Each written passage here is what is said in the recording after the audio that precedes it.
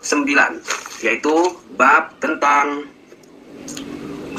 mabahisu dzabhid dzabaih, pembahasan tentang penyembelihan hewan sembelihan wa amal atimah fil matam, dan melakukan jamuan makan fil matam, pada acara yang disebut dengan matam. Nanti kita akan sebutkan apa itu matam. Kita mulai. Wa minal bid'il makruhah, termasuk dari hukum bid'ah yang makruh, mayaf al-an, tentu benci di sini artinya haram, mengharamkan. Tentu benci di sini artinya haram, mengharamkan. Assalamualaikum warahmatullahi wabarakatuh. Alhamdulillah wassalatu wassalamu ala Rasulillah wa ala alihi wa sahbihi wa mawala, amma ba'du. Sahabat-sahabat Aswaja dan seluruh subscriber Afandi Channel dimanapun berada yang saya hormati, kali ini saya akan meneruskan mengomentari channelnya Alwi Bibah. Kalau yang saya sudah komentari itu ada 3 kitab kesalahan baca Ustadz ini, yaitu kitab Al-Fiqh ala Madzahibil Arba'ah, kemudian kitab Al-Um, dan kitab I'anatut Thalibin. Tinggal kitab Al-Mughni karangan Ibnu Qudamah. Kali ini saya akan membahas kesalahan beliau itu dalam memahami kitab akibat dia tidak mengerti ilmu alatnya, sehingga berakibat fatal terhadap kesalahan pemahamannya. Dalam kitab Al-Fiqhu 'alal Madzahibil Arba'ah, di dalam bab pembahasan tentang menyembelih hewan dan pekerjaan makanan, menyiapkan makanan di dalam maktam, beberapa maktam. Channel ini menganggap bahwa kata-kata makruhah di sini oleh beliau diarahkan terhadap haram. Ingat ya Pak Ustadz, dalam mazhab Syafi'i makruh ya makruh, dan Anda harus ingat bahwa pembagian bid'ah di dalam mazhab Syafi'i, di dalam ulama Syafi'iyah, Anda sebenarnya sudah tahu bahwa bid'ah di dalam Syafi'iyah itu diarahkan terhadap hukum Islam yang 5, yaitu wajib, haram, sunnah, makruh, dan mubah. Ini adalah contoh dari bid'ah yang dimakruhkan adalah ma yuf'alul ana min dzabhi dzabaihi inda khurujil mayyiti minal baiti aw indal qabri. Ini diantaranya adalah contoh bid'ah yang dimakruhkan. Menyembelih hewan, menyembelih sembelihan ketika mayit sudah keluar dari rumahnya atau ketika dikubur. Terus wa i'dadit ta'am liman yajtami'u litta'ziyati wa taqdimihi lahum. Menyiapkan makanan terhadap orang-orang yang berkumpul melakukan takziah dan disuguhkan terhadap mereka. Ini adalah contoh dari bid'ah yang dimakruhkan. Ingat, dimakruhkan, bukan diharamkan. Makruh ya. Apa korenahnya? Kalau Anda masih bersikukuh bahwa ini adalah makruh yang diharamkan, ingat korenahnya di belakang. Makanya di dalam kitab ini ada kata-kata susulan seperti ini.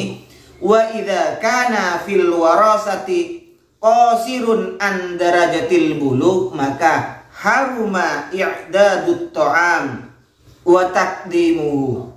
Jika di ahli waris itu, ahli waris mayit yang meninggal itu, masih ada ahli waris yang qasirun an darajatil bulugh, ada yang masih belum baligh, maka ini diharamkan untuk menyiapkan atau menyediakan makanan terhadap orang-orang yang berkumpul ini. Nah, ini korinahnya. Berarti di depan itu adalah makruh. Kemudian jika menyiapkan makanan yang dipakai dari tirkah mayit ini ternyata masih ada ahli warisnya yang qasirun an darajatil bulugh, artinya masih ada ahli waris yang belum baligh, karena di situ di tirkahnya mayit masih ada hak semua warosah, semua ahli warisnya.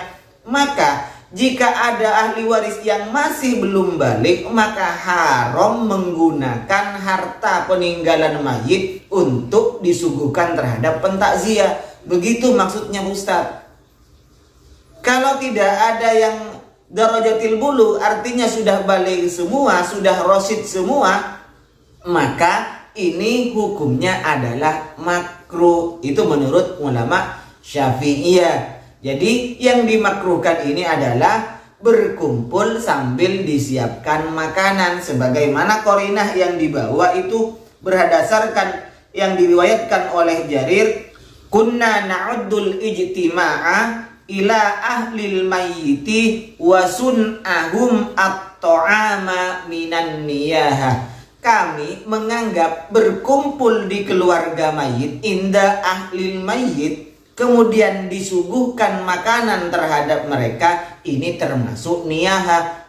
Kemudian lihat komentar ulama ahli hadis di dalam multaqo ahli hadis ini. Wawunya dalam lafaz wasun'a itu wawunya bimakna tasyrik, makna bersama. Artinya yang tidak diperbolehkan itu berkumpul sambil menunggu makanan. Sebagaimana yang Pak Ustadz baca di dalam kitab I'anatut Thalibin. Mereka biasa itu setelah mayit dikubur mereka tidak pulang-pulang. Wayantadiruna to'am, mereka menunggu makanan. Jelas ini perbuatan yang tidak baik dan memang perlu untuk dilarang. Jadi mereka datang ke keluarga mayit setelah mayit dikubur, mereka tidak pulang-pulang menunggu agar disuguhi makanan. Begitu Pak Ustadz. Dan satu kali lagi untuk Pak Ustadz, perlu Anda ketahui bahwa kitab yang Anda bahas semuanya, termasuk di dalam kitab Al-Fiqhu ala Madzahibil Arba'ah ini, tidak membahas, tak sepotong ibarat pun yang membahas tentang tahlilan. Silahkan Anda tunjukkan di mana ibarat, sepotong saja ibarat yang menunjukkan bahwa ini adalah tahlilan, menerangkan masalah tahlilan.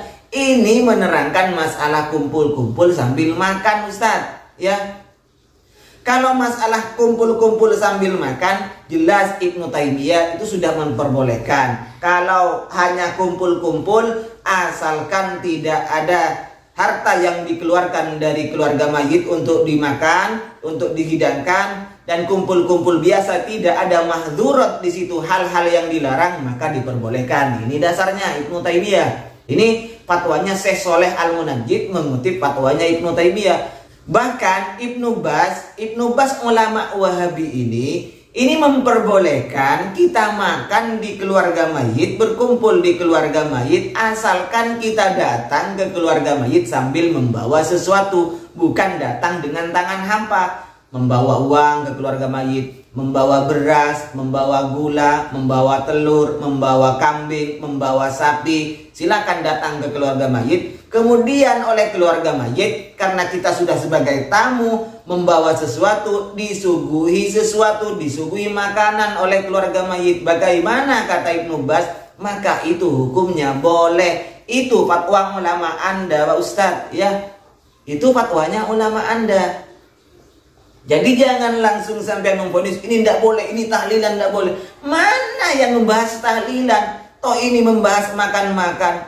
Andaikan memang makan-makannya semua ulama sepakat bahwa dalam segi apapun itu haram makan-makannya itu, ya larang saja makan-makannya, jangan tahlilannya. Tetapi sekali lagi ini yang dibahas adalah masalah tirkah peninggalan mayit. Apa korenahnya? Korenahnya adalah wa idza kana fil warasati qasirun an darajatil bulu. Jika di ahli warisnya masih ada orang yang belum balik, maka haram. Berarti ini yang dipakai untuk makan-makan adalah tirkahnya mayit yang belum diwaris. Nah, sekarang kalau ahli warisnya yang niat sedekah gimana? Ayo sekarang. Gimana kalau sekarang ahli warisnya niat sedekah? Padahal semua ulama sepakat bahwa sedekah itu hukumnya sampai terhadap mayit. Paham Pak Ustadz? Kalau Anda mempermasalahkan masalah qaid waktunya 1 hari, 2 hari, 3 hari, itu satu. Itu adalah masalah awaid, masalah adat saja, masalah kebiasaan saja.